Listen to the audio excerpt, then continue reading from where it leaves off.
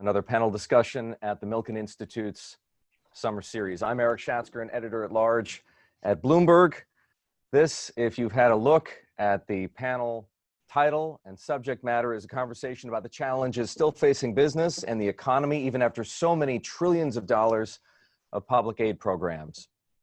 Whether it's time now for the financial sector and for investors to step in and support growth, and of course, it's also about the matter of trust in public institutions, which, as we've seen in the national swell of protests over the death of George Floyd, is fragile and in many cases broken. This is an hour-long panel, everybody, with time at the end for Q&A, so please submit your questions, and I will do my best to get to them.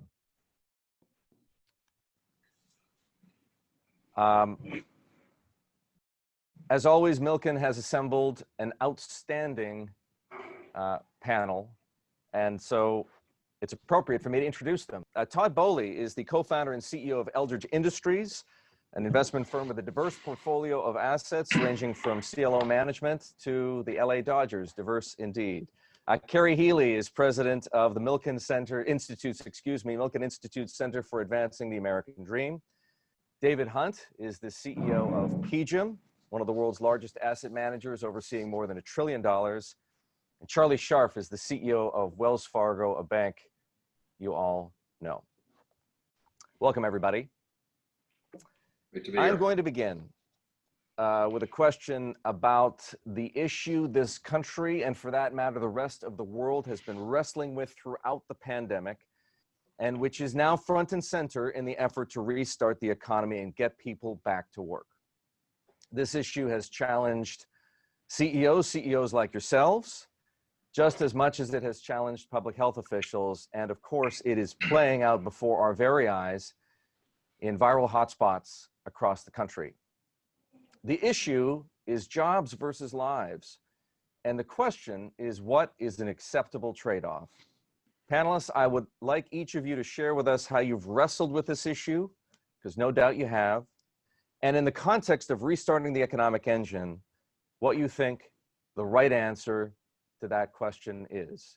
Kerry, I'd like you to start us off. Is there such a thing as an acceptable trade-off?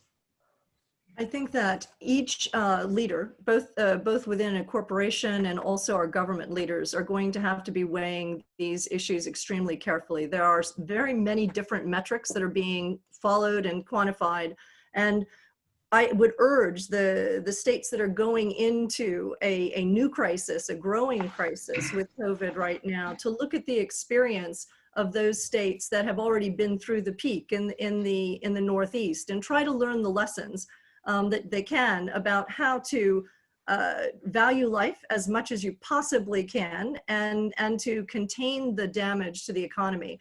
And one of the things that I would stress is that preservation of life is a must. So the question is, how do we preserve our economy? How do we protect our small businesses? How do we get the monies flowing to the areas and the people who need it most during this moment of crisis? And I think that's what hasn't gone right during this first part of the COVID crisis, is that we put into play the CARES Act. We thought we had some of the protections there with the PPP so that people would not be devastated financially and small businesses wouldn't close.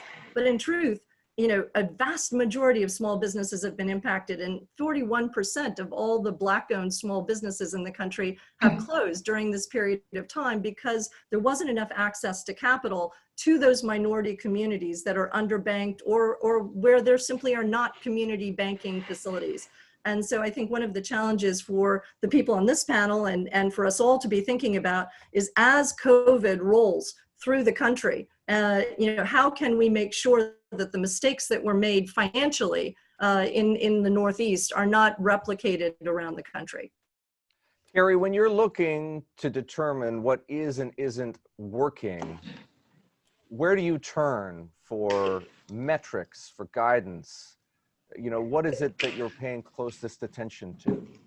Well, certainly we're looking at not only testing, but when I talk to experts in this area, they always talk about the importance of not only tracing, but contact tracing. And so they view this as the only way out. And so, while I think we're starting to get up to speed on how you track contacts of people who've been infected, we still aren't doing it effectively anywhere yet. And so we need to keep working on that. But this will be a trial and error process. No question.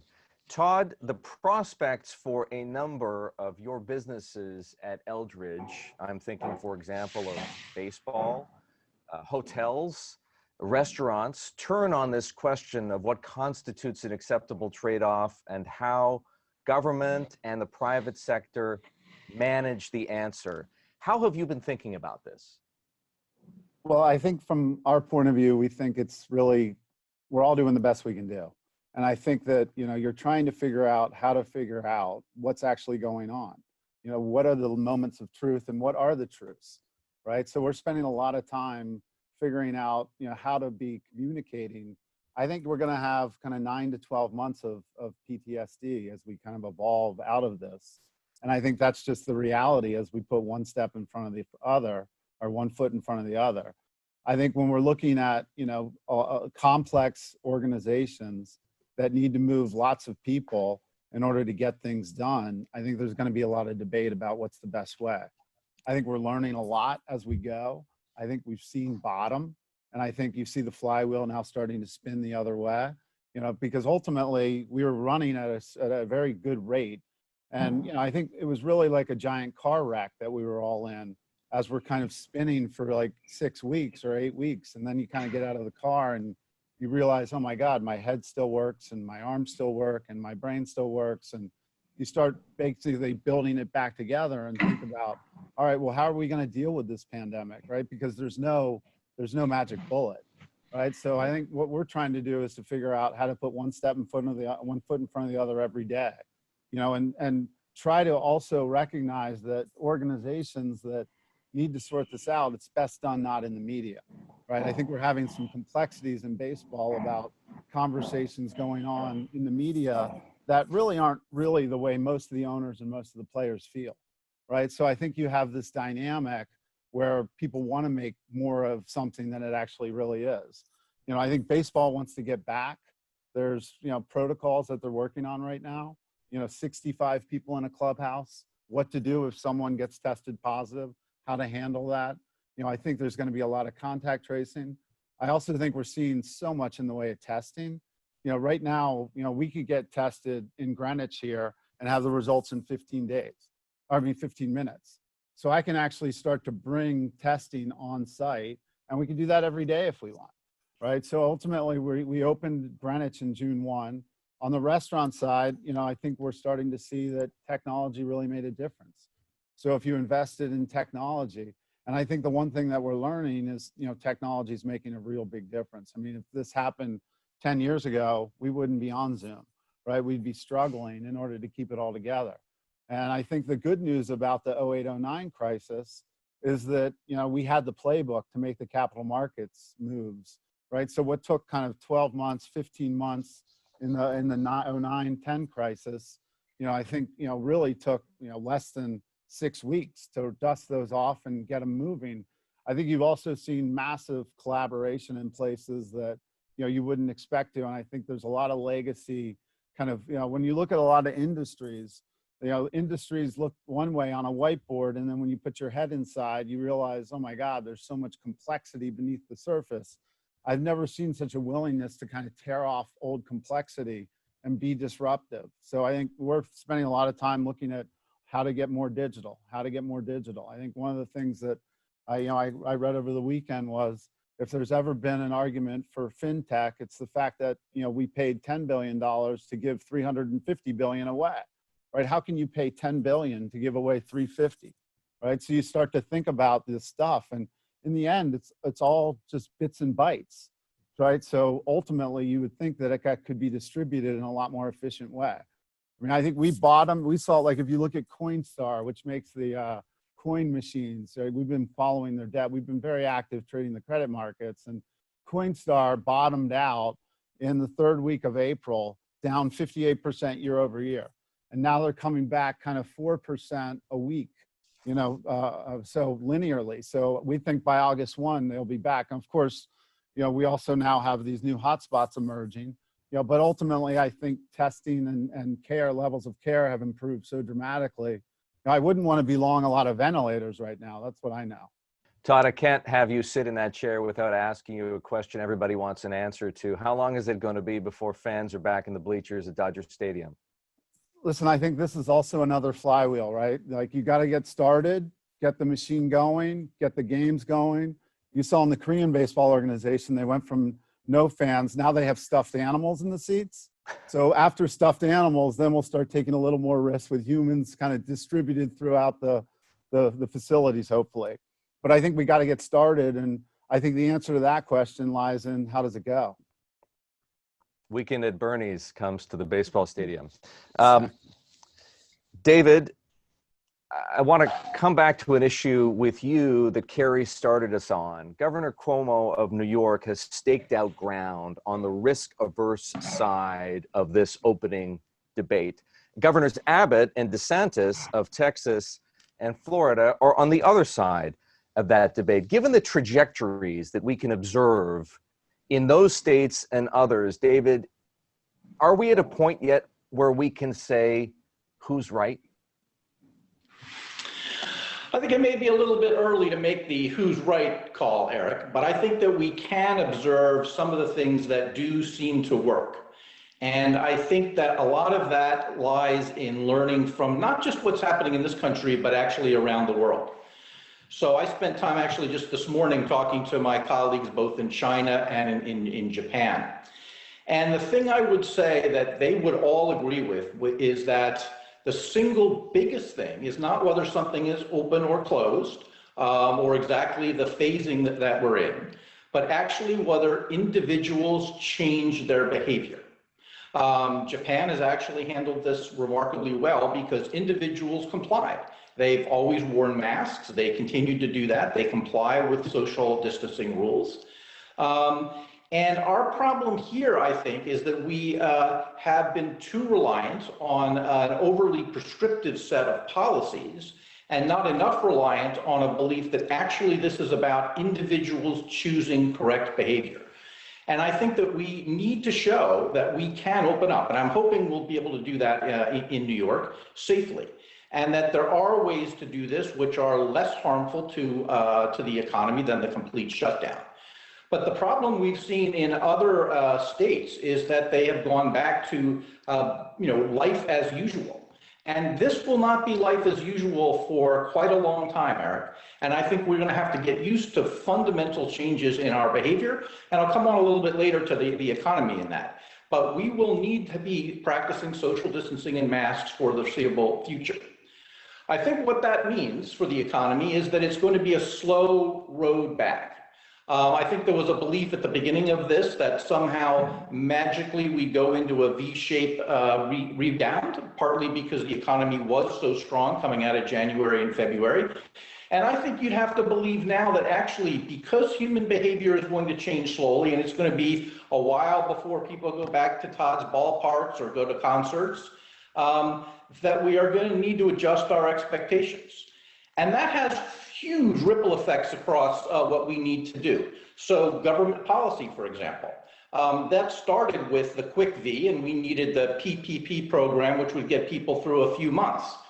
Well, that's proven to be pretty inadequate. And if we are going to get money into the hands of small businesses, which I really think we need to do, we're going to have a much more flexible and longer range plan than the policies that we have today. Another huge implication is going to be cities and states. So we haven't even begun to see the pain, which will happen once they see how much their revenue has been hit over the course of the summer. They are going to need to have dramatic cutbacks in services unless we put in place to allow the federal government to provide some relief. So we're going to have big adjustments to the kinds of policies that we have right now on the fiscal side to get us to the other side of this very slow recovery, which we think anyway will take a couple of years. To the point that you just raised, David, as of today, I believe, Mayor de Blasio here in New York City is talking about having to cut 22,000 civil service jobs to save $1 billion because New York City's tax revenues, which of course we all knew were going to take a massive hit, are going to be even lower than anyone anticipated. So you're absolutely right. Officials, whether they be mayors, governors, are going to have to make some very difficult decisions. Charlie, California, where Wells Fargo is based, has had very strict measures in place throughout the pandemic. Yet, as you know, new cases of the COVID-19 virus are hitting records by the day. What do you think are some of the lessons therein? Well, I guess, just echo what David was saying earlier. I think, there are different ways to go about opening. And there are things you can certainly do, whether it's individuals or businesses, to provide broader and more effective protection. And if, I want to go back to where you started the conversation about what's an acceptable trade-off between loss of life and opening. And I don't think there's an acceptable trade-off, but I also think you need to think about it much more broadly. It's not just loss of life, it's loss of livelihood.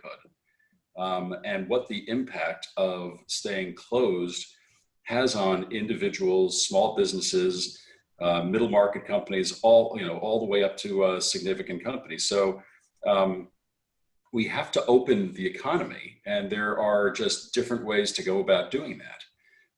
And so as we think about the way we run Wells Fargo, we have 5,000 some odd branches.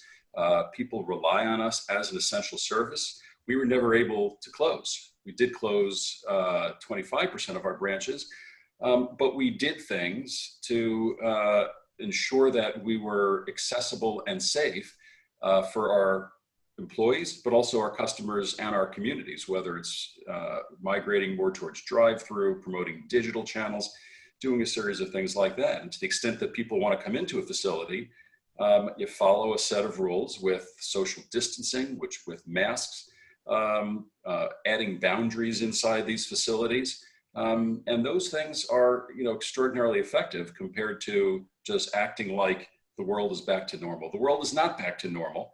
It's going to be quite some time until we get back to normal. But we have to continue to move forward so that we can get people back to work. People want to work. People want to spend money. Small businesses and middle market companies, they want to employ people. We've seen it even just our weekly data. When you see states start to open up, the spending that you see is actually, it takes you totally by surprise in terms of just how strong it actually is. In terms of people's desire to continue to move forward, we offered substantial amounts of forbearance plans. People who have loans with us who are afraid they can't pay, so they called us and they wanted the ability not to pay. We offered it to them. About a third of them are paying because they can and they want to pay. And so that just to me says an awful lot about what moving forward looks like. But again, there are smarter ways to do it and less smarter ways to do it. And I think whether you're responsible for a company like I am, I'm not interested in conducting a science experiment with our employees. I'm interested in following public health experts and medical experts in terms of what the smart way to go about doing that is, knowing that we should be doing it.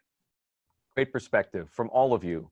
I'd like to turn this conversation now to constructive, what I hope will be constructive ideas. In fact, I have absolutely no doubt that you'll all have some constructive ideas for restarting the economy. Charlie, I'm going to stay with you here. Banks, as everyone on this panel and probably in the audience is well aware of, have been a crucial transmission mechanism for monetary and for fiscal policy since the beginning of the pandemic. The question is this: what else could banks be doing? What else should banks be doing now that we are where we are? Sure. Listen, I think, first of all, we start more broadly and I'll come down to it. I think, we can look at all of the monetary and fiscal stimulus and the work that all companies have done, banks and non-banks, and pick out the pieces which could have been done better, either in design or in implementation. All very true. But having said that, the actions that we've seen have been extraordinary, both to stabilize markets, which do matter, whether it is even PPP, which again it has its certainly has its issues, but something like almost 5 million small businesses have received money. About over $500 billion of dollars going to small businesses. In our case, over 50% of the money that we've deployed have gone to loans less than $25,000. Over 80% are to small businesses with less than 8 people or 10 people. And so, those things have been extraordinarily important. Now, having said that, they're time bound. And it's several months worth work, several months of, and it is absolutely fair to say that there are many, many more needy businesses out there of all sizes that for a host of reasons haven't been able to access the program. And so we do need to do everything we can to figure out how the industry, and the industry defined more broadly, can help others much more efficiently get access to the funds that are necessary. There should be a round 2. Many of these things were, as I said, were time bound when the hope was that the recovery would be faster than it actually will be. Whether it's the unemployment benefits or PPP, they have provided bridges for many. Again, some have gone to people that don't need them, but much of it has gone to people that have needed it. And we all need to figure out how we can be more targeted in that, but recognize that there's phase 2. Charlie, do you think Wells Fargo is taking enough risk yet? And do you have a sense as to whether the banking industry is taking enough risk yet? It's too early in the pandemic for us to have seen too many of those Fed senior loan managers' reports, but I presume you have other ways of picking up on what the financial services community is doing. Yeah, listen, I think it's, I'll tell you from Wells Fargo's perspective, in the month of March alone, we had something like $80 billion worth of additional credit advanced in the month alone for individuals and companies that were either concerned about the state that they were in or whether there was an actual need. And I know the same is true of most of the other banks that I've spoken to.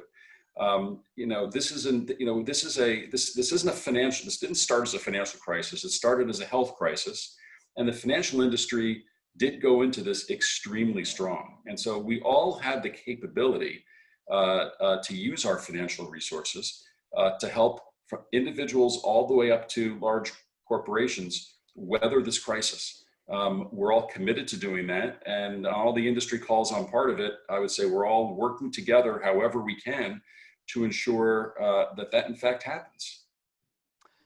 David, as we've already heard on this panel, government has done an incredible job of filling the economic hole created by the pandemic. One criticism, of course, is that too many of those measures have protected the powerful and exacerbated inequality. Do you agree? And if so, what kinds of investments would do a better job of more evenly distributing the benefits? So I think that one of the great lessons from the GFC was that if you rely solely on the Fed, you will in fact begin to stabilize and ultimately heal markets, but you won't really protect the real economy for Main Street.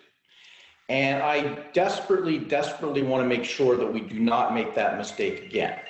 And so while I'm very happy with what we've been able to do at the Fed, and I think they've been bold and broad in their thinking, I'm really concerned that we have not done enough to get money into the hands of small businesses and to some extent into direct payments for those that really need it.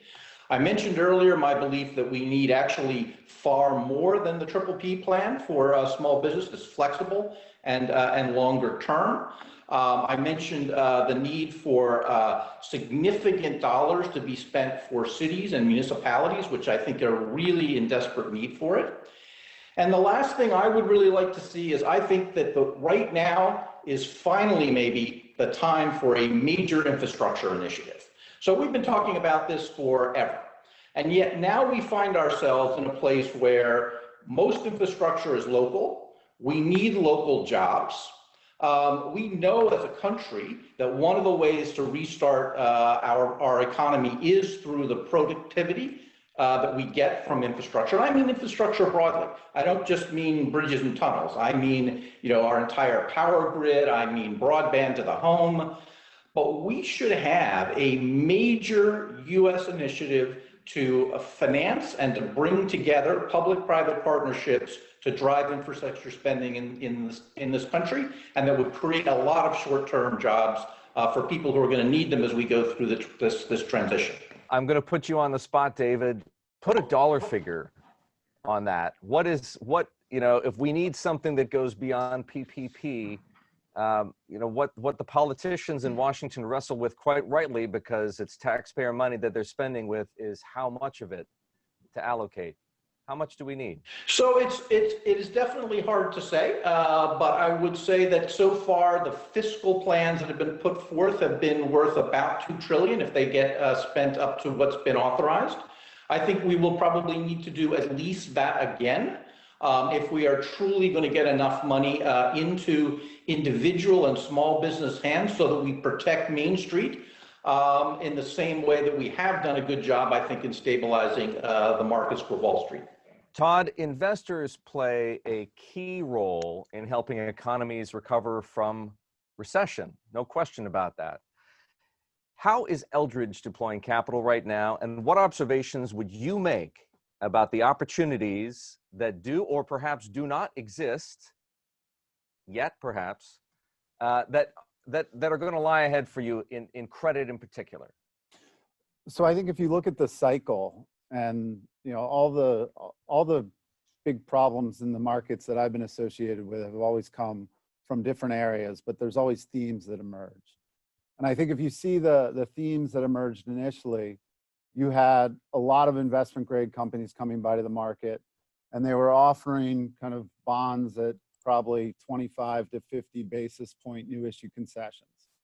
And they were trading up, and people were making money, and the banks were making money issuing them. And the reality of the whole idea of the triple B bubble that people were talking about some time ago, I don't think that ever came to fruition, because the triple B companies started to be able to borrow money pretty quickly. And frankly, a lot of them are borrowing money now cheaper than they were before the pandemic really gripped the markets. So I think you've got a check next to that. So then you have the situation where, okay, then as that starts to thaw, then you look at the high yield bond market, you look at the leverage loan market. These are areas where there wasn't as much support early on.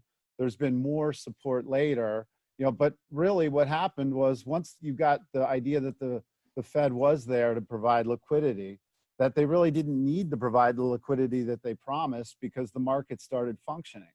So I think, and then what you see is people are getting more and more sophisticated. I think you look at what used to be bilateral rescue finances, where it would be one company negotiating with one investor. A lot of this rescue finance has actually started to be done in a syndicated format, right? So you've seen, big companies that went to zero revenue have been able to come to market and borrow money in order to really bolster. At the same time, you've had rates fall to, such low rates. So then you start to think about, okay, well, what really are equities going to be worth in the future, and what is the likely rates of return going forward? So I think we've played the credit markets, that may or may not come back, but really a lot of the large companies have come by and raised liquidity, put it on their balance sheet. And frankly, I think that that's helped their stock prices go up, because that's basically been a fortress to protect those businesses as we sort out what the next couple of years look like. I think we're continuing to see, live entertainment stuff that's kind of come to a screeching halt. That could be very interesting. We've also seen the development of the SPAC market in such a way where equity capital is becoming available. And I think the SPAC market's really interesting to watch, because you've seen, what really is kind of a displacement or a replacement a little bit of a traditional private equity model. And if you think about, what you're really doing when you're issuing a SPAC, you basically go raise institutional capital from institutional investors that are just putting the money into an account. So it's basically like an agreement that, yes, if you come up with something interesting, we may vote yes, right? And you saw, we were a large investor in DraftKings, and you saw how that SPAC played out. And ultimately what they were looking at was what's going to the world look like in 2022 and 2023 and 2024. And in DraftKings' particular example, you know, they had no legacy real estate that they had to defend. You also have states wanting to open up their gambling businesses in order to get revenue. So you actually had the market moving up in time, you know, with DraftKings having kind of a 20% market share. So you can start to run calculations and see what that could ultimately be worth. And that's what the market's valuing, right? So you have these interesting developments. You're going to see, you know, a liquefaction, if you will, of markets through SPACs. Ackman just announced what, a $3 to $6 billion SPAC yesterday. And what he did that was so interesting was he bought instead of owning sponsor shares, which immediately dilute the public, you know, he bought warrants, long dated warrants that were above the strike price of the shares. So it made it easier for a transaction to ultimately get done. So I think we're really watching the markets. We're following through kind of the rhythms, and we're hoping to continue to find interesting things to invest in. You know, you have a fixed income environment where, you know, investment grade companies are borrowing somewhere around 3%, you know, and some of the COVID direct hits are more like 9 and 10.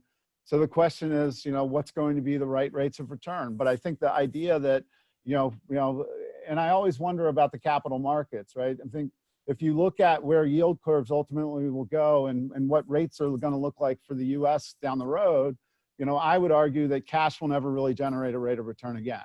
And I think cash used to generate rates of return, you know, 10, 20 years ago, and there were business models that were paid 40 basis points to manage cash.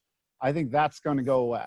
So I think, and that means to me, then the yield curve starts at 0, and then you figure out, well, what's the 10-year look like relative to that? And then how do you figure out what rates of return are going to be? So we've been buying revolvers we find interesting, and, you know, kind of a live entertainment that's got real IP right now. Todd, what you describe is a very, very different opportunity set from the one that confronted investors after the global financial crisis. Is that, and at the same time, as you're well aware, there are a lot of large asset managers that are out there raising credit opportunity funds and distressed funds, telling investors to expect the same kind of playbook that worked in 2009 is going to work again. Is that a mistake? I'm not willing to say it's a mistake or not a mistake. I think ultimately, you know, whether or not the opportunities manifest themselves, you know, will be kind of how this, you know, kind of plays out, right? But I think if you continue to think about, you know, am I buying good businesses at good attachment points, you know, when you're lending money to companies, then I think you should feel comfortable, because ultimately, you know, there's been so much chat about the CLO market. To me, the CLO market really doesn't exist, right? It's just basically you're making loans to senior secured companies and you're borrowing money in the capital markets that has no mark to market, right? It's got, you know, right now, if you look at the CLOs, people will say, oh, the CLOs are such in trouble. The reality is I borrowed a lot of AAA financing through the CLOs that were LIBOR plus 100, when right now that borrowing cost is more like LIBOR plus 200. So if I have the capacity to continue to defend that financing and add into order those positions, meanwhile, I have managers that are really good traders, so they've been taking advantage of all this. I think that, you know, I think the reality is if you want to have a $30 billion distressed credit fund raise, you're going to go around, tell everyone the world's ending, right? Because you're hoping to raise that money. So I think you have to make sure you understand everyone's agenda, right? I think that, you know, I think ultimately that's going to be an interesting thing to evolve. Kerry, the Treasury Department has provided an unprecedented amount of support for the unemployed. So much so that, as many have noted, it may be temporarily more remunerative not to go back to work. The Fed, of course, as we've established in this conversation, has stepped in like never before. State governors have had to take control of a deadly and fast-moving health crisis. Have those measures, in your mind, increased trust in public institutions, or do the George Floyd protests tell us that there's less trust in public institutions than ever? Yeah. Interestingly, some of the surveys right now are showing that there is actually slight increase in public trust. And what people want to see is they want to see leaders like we have here on the panel today, leaders in business in particular, stepping forward, making statements of principle talking about what they're going to do within their own organizations to level the playing field and to open up access to capital. One of the big themes that I've seen not only in this series of discussions, but more broadly, is the need to address the long-term disparities in access to capital that have been laid bare by COVID and the economic crisis that has followed. And so I think that rather than focusing on short-term measures that are absolutely necessary, I think that David has been pointing us really in a very good direction of trying to figure out how do you link this kind of economic progress and forward momentum that we're still seeing for big business and that we're seeing on Wall Street. How do we recreate that same kind of access to capital and opportunity on Main Street? And over 99% of our businesses in America are small businesses. 47% of all people worked for them before the crisis. Rebuilding that small business infrastructure, especially in communities of color and in low-income communities, is critically important to the recovery that lies ahead. And so any kind of new programs really they have to be focused on the capitalization of minority-owned depository institutions, community development financial institutions, those sorts of things, and getting branch banks back into communities that have not only had food deserts, but they've had financial deserts as well. And I think one of the things that has emerged from the discussion, which I think is well known among academic communities, but probably less so more broadly, is that venture capital for new entrepreneurial ventures goes by and large to one group of people, and 1% of venture capital funds go to Black-owned businesses, Black entrepreneurs. 2% go to women-led entrepreneurial ventures. So that needs to be opened up. That's something that the business community can do to help build trust that they have an inclusive vision for rebuilding the economy. And we're really at a pivot point right now. We can, in fact, use this crisis to restructure the economy in a way that the public at large will have more confidence in the free market system, in big business, in banks, than they've ever had before, if banks and companies act on those wonderful statements of principle that they've been putting out during the social crisis that has resulted from the death of George Floyd. If we can actually act on those to make the economy more inclusive, then I think public trust will be restored. And honestly, it will be a more robust economy than we've had in the past, because we will be utilizing 100% of our talent. Another issue I'd like to touch on with the four of you is the question of building more resiliency into the economy, particularly into companies. Of course, after the global financial crisis, the idea Washington had was to build resiliency into the economy through regulating the financial system. And as Charlie pointed out, banks came into this crisis quite healthy, vastly healthier than they were going into 2008. And I suppose, Charlie, this is a good question for you, since you had a front row seat to the global financial crisis while you were at JP Morgan, and now you're running Wells Fargo. I had a conversation with Luke Ellis, whom, as you may know, runs a large quantitative investment firm in London called Man Group.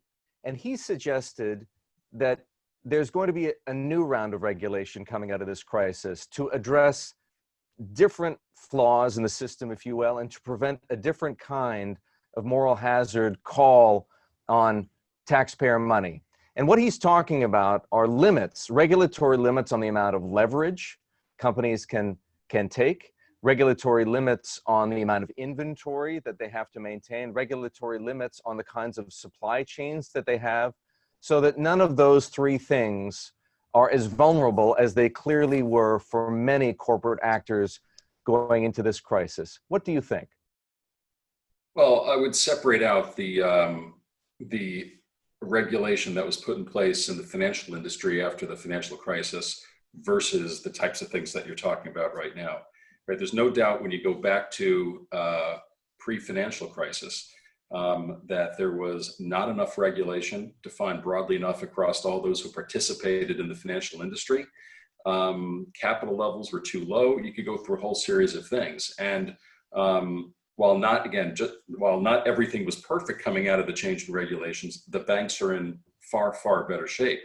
I think we should be, when you take that beyond where the banks are today and talk more broadly, the world gets very, very complicated. It's industry by industry in terms of who can support what in terms of different debt levels, EBITDA levels, and things like that. And to paint a broad brush that suggests that there's one solution to fit a whole series of things, I think it ultimately is potentially quite dangerous. And so I think you need to start with asking the question, what are you trying to protect against? And listen, the reality is, most of the largest companies are the companies that are actually continuing to do relatively well because they've got access to the capital markets and because they've got the resources to sustain the environment that we're in. The issue, and I think it's been touched on many, many times, that as you get smaller into that spectrum, those are the businesses that don't have the resources to deal with an environment like this. And I'm not sure the reforms that you're talking about are really going to be helpful to this group of people or companies. Whether it's those reforms or perhaps others, I'm curious to know whether our other panelists think that there will be a hunger for or a need for, and they are two different things, for some kind of a regulatory response coming out of this dire economic situation. Kerry, what do you think? I don't think it's a regulatory response that people are looking for. I think they're really looking for a response from civic leaders. I think they're looking for partnerships between companies and politicians. Again, I think that the federal government will be called on to help states and municipalities that are suffering. Again, as David pointed out, revenues are going to plummet. And so I think those are the kinds of responses that are going to be needed. I think the federal government is going to have to help the states and communities in ways that they never have had to do before. Todd, Kerry, and David have talked persuasively about the need. You just heard it for more government. I hesitate to use the word intervention, but assistance. If there's one thing that you would like to see government do more of, what might it be? I think one of the things that we've learned here is that there's a level of insurance that government provides. And I think that, if you were offering that type of insurance, maybe you should get paid for it going in. And I think that there's ways to think about, what the capital markets should be thinking about. And I always think that the capital markets are kind of better arbitrators than, drawing regulatory boxes around things. But ultimately, I think that, if they were providing this insurance, which is clear that they are, and I would argue they should, right? Shouldn't they be paid for it? I also think that, you're seeing an evolution where landlords are becoming land partners, right? So I think the real estate owners who are thinking about how to be more collaborative with tenants are going to be the ones that succeed here. So we're seeing that quite a bit in different places. And I think that those are opportunities like, turnover leases. Like, why wouldn't you have, a provision in most leases where if your revenue stops, then you have the ability to defer payment, right? If you build the structures in to respond to these types of things, then ultimately I think we'll be better positioned to be able to respond to them. I think that, this whole idea, to not be prepared with our healthcare system, ultimately, needs to be rethought quite a bit. I think we're going to see kind of inventory levels come up a little bit, but I don't think that changes the terminal values of businesses, right? Because ultimately, if you can finance things more efficiently, and I ultimately think, finance continues to get more and more efficient, I think it's hard to get into kind of small businesses. So I think we need to focus about how to do that and a game plan to how to do it. So when we're not kind of caught in these types of situations, we're not winging it. But I think, one of the nice things about the pandemic is it's taught us what matters and what doesn't matter, right? I think we're spending a lot of time thinking about the things that matter way more than kind of the distractions that, used to go on day to day. Some extremely thoughtful responses. David, what would you add to those? So let me go back to your resiliency point, and then I'll come on to regulation. There are two things that are fundamentally different this time than after the GFC.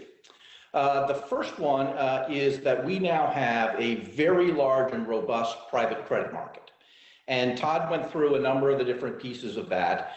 But we really have found a way to finance many businesses, both publicly and privately, in ways that are outside the banking system. And I actually think that is a huge plus for the resiliency of the system overall. I think it's provided more choice for companies. It's provided more competition. And by the way, I think it's also provided a much better way of sharing the loss. There's going to be a bunch of bankruptcies as we go through this. And guess what? A bunch of them are going to end up in GP's hands, not in the banking balance sheet. And I think that's probably better from a systemic point of view. The other difference, though, that I'm less encouraged about, and that's the global intermediation of capital. So for many years, the banks have played an enormous role in making sure that we intermediate capital all around the world. And in the last decade, banks have retreated to their home shores. That's been particularly true of the European banks, and there have been a few US banks that have kept their international footprint. But for the most part, bank lending globally has really slowed. And we know that we've made huge progress in actually raising the living standards of people all around the world through globalization. And I worry that that is in retreat. And certainly coming from the securities industry and the investment industry, most of the capital that's being intermediated is coming through us. It's coming through the securities markets, not the banking markets. And I don't think that's actually long-term stable. I think it's better that we have all of these capital sources in place, and that would be much more resilient. So those are two, I think, big differences worth thinking about. To your point on regulation, I take the other side. I think that what we've learned about regulation is that when industries are heavily regulated, innovation stops, and actually the market share of the leaders gains. We saw that in telecoms, we've seen that in banking, and our problem in the US is innovation and productivity gains. And I would much rather see the focus of the government be on, really revamping our antitrust laws, thinking about how do we really ensure we have much more innovation than we have, rather than clamping down on big companies, which I actually think ultimately causes the opposite reaction. Terrific. I promised everybody that we would get to audience Q&A, and it is that time here on our panel discussion.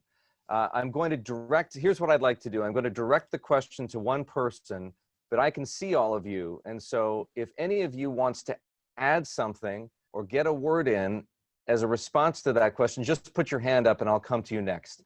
We have 5 questions at the moment. Another might drop into the queue in about 10 minutes to go, so let's try to manage our time accordingly. Here's question number 1.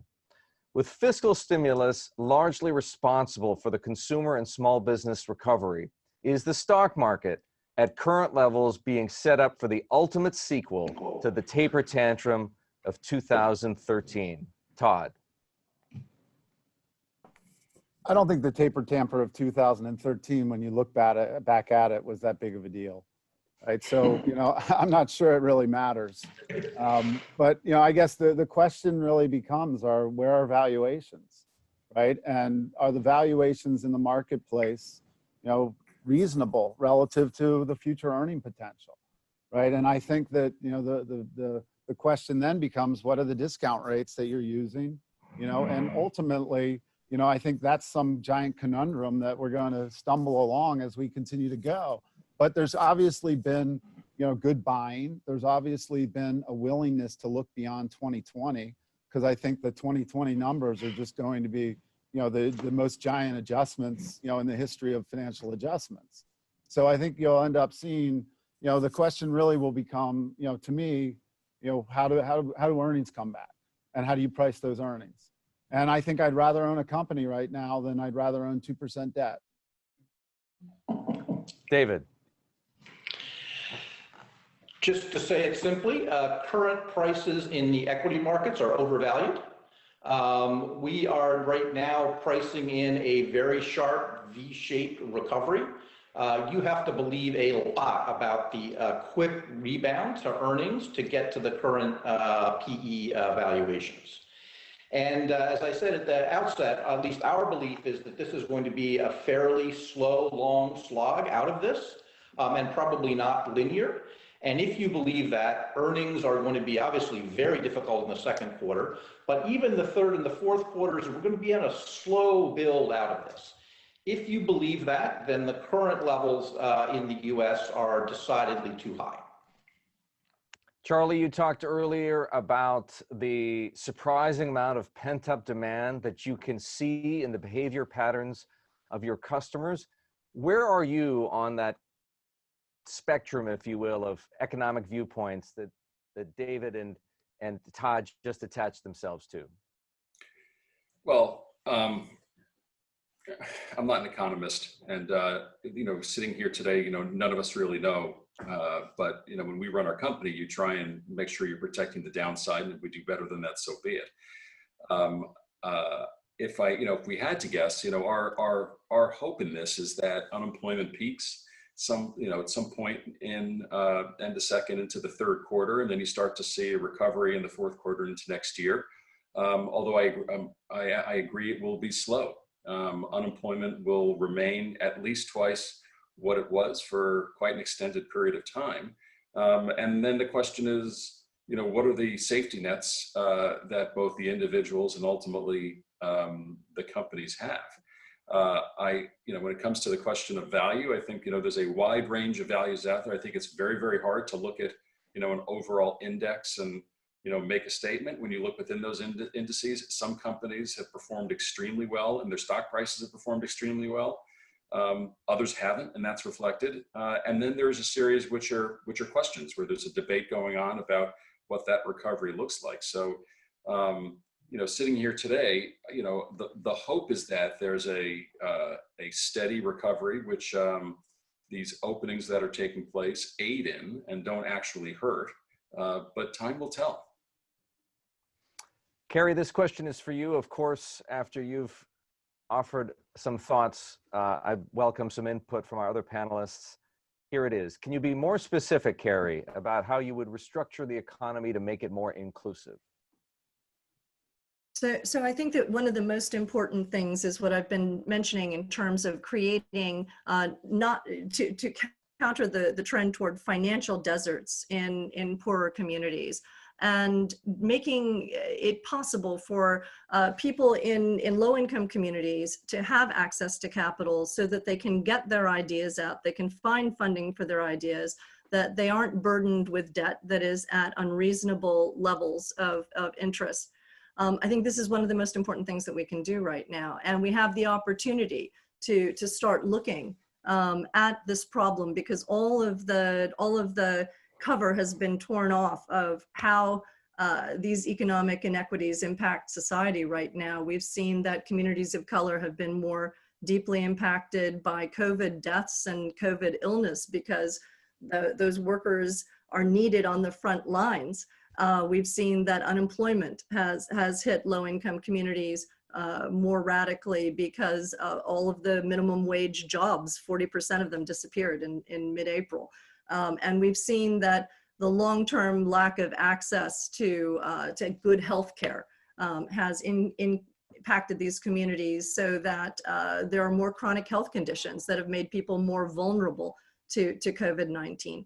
So if we want to make the economy more equitable, if we want to make the country more equitable, if we want to make the American dream more available to more people throughout the nation, which is the charge of my particular institution, we have to start looking at how all of these things are intertwined. How do you improve educational systems? How do you improve healthcare systems for everyone? How do you improve access to capital for everyone, including making sure that there are these financial institutions present in all communities throughout the country? So I think that a commitment from our leaders, from our political leaders, from our municipal leaders, from our corporations and our investing community is what's needed to really build a more inclusive economy. Here's a question I'm going to make it for you, David, again. Please, anybody raise your hand and jump in afterward. Are there any lessons the US could learn from how other countries, and mention specifically are the UK and Scandinavian countries, China as well. Lessons the US could learn from how other countries have responded to support jobs and business. I think there are a lot of lessons, and I think it's going to be really interesting, of course, to watch the rest of the story play out. One of them, I think, is that we are going to conclude that our federalist system actually works really well. If you compare what we've done versus what's happened in the UK, where the UK has had a highly centralized system of decision-making for the entire country, and generally they've made those decisions, I would say, poorly. They were late to the lockdown, they haven't necessarily defined it correctly, and it was implemented broadly. In our country, you can maybe fault the federal government if you like, but the reality is almost all of the tough decisions and heavy running was made by governors. And they responded properly, I would say, to a very, very differing set of conditions. If you're running Arizona or Texas or Iowa, it's very different than New York or Maine and New Hampshire. And I think our system enabled us to have pretty flexible and different approaches to this, so that actually our pain and gain will be spread out, and actually we'll learn a lot more from experimentation than you will in highly centralized economies like the UK. Last question to you, Charlie. David talked about it earlier. Our participant says here, everyone agrees that infrastructure investment is necessary, but nobody agrees on how to do it, even within the parties themselves. I'm going to adapt the question ever so slightly and ask it to you this way. Is it realistic to expect anything to happen before November, before the election in November, and of course, whatever government is sitting in 2021? And if you were to offer some suggestions as to what might be practical, what could that be? What should people focus on? What's doable? Yeah, so again, you're asking questions on things that I think none of us can quite answer in terms of how this will actually play out. I think what's important is that I think we as leaders should be as vocal as we possibly can about expressing the point of view that more assistance will be necessary. That is, and we're going to start to see that play itself out in the very near future as some of these programs start to run off. And yes, there's some that were receiving it that didn't need it, but there are others that this is what they're relying on. And so I'm hopeful that in this round, just as it happened in the last round, that politicians on both sides will say what's in the best interest of the American public, and come together and figure out in a very, very targeted way where we can get money to those in need. Exactly what that looks like, exactly how it plays out in Washington, that's above my pay grade in terms of understanding that. I think they should put the, go ahead, Todd. To Kerry's question that you asked, like, what can you do, right? Why wouldn't you put 10 or 50 billion of low-cost subordinated capital in the thousands of African-American owned banks and not expect a real rate of return? Why wouldn't you figure out how to, it's a rounding error in the scheme of what we've just done, right? But I think if you really started to figure out how to capitalize, those banks, you would see money make it into the communities that we would like to see the money get there. Kerry, I'm going to give you 30 seconds and then we have to move on. There are other panelists and other panels waiting at the Milken Summer Series. I'd just like to put in a shameless plug for Aaron Bertu at the Milken Institute, who's written an article specifically saying what needs to be done to answer that question. Well, it would be worth everyone taking a look at that. Panelists, I want to thank you very much.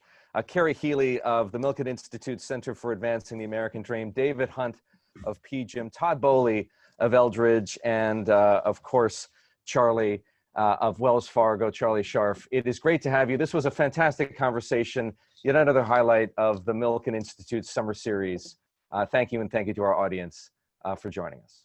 Thank you. Thank you.